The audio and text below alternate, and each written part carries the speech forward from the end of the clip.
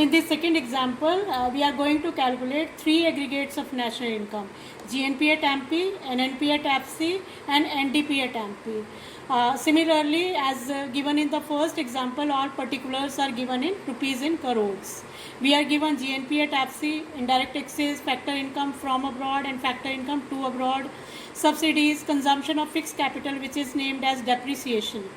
So we have to write all the values which are given on the right hand side and the value which is to be calculated on the left hand side.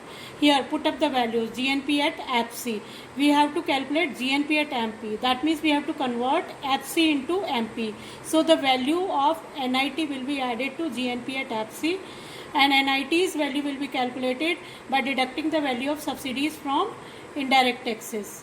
4,000 plus 200 minus 100, that means we get rupees 4,100 and 100 crores GNP at MP.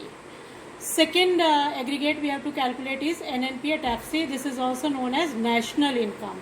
For national income, again we will take the given value as GNP at APC, it is 4,000 minus. अब यहाँ पर हमें खाली gross को net बनाना है. That means we have to deduct the value of depreciation to make it net.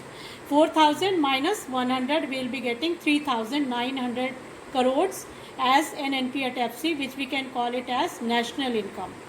Third aggregate is NDP at MP. NDP at MP.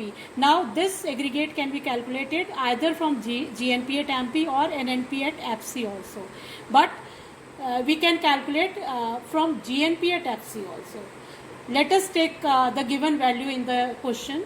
GNP at FC, we have to deduct the value of depreciation to convert G into N. Then deduct the value of, add the value of NIT to convert FC into MP.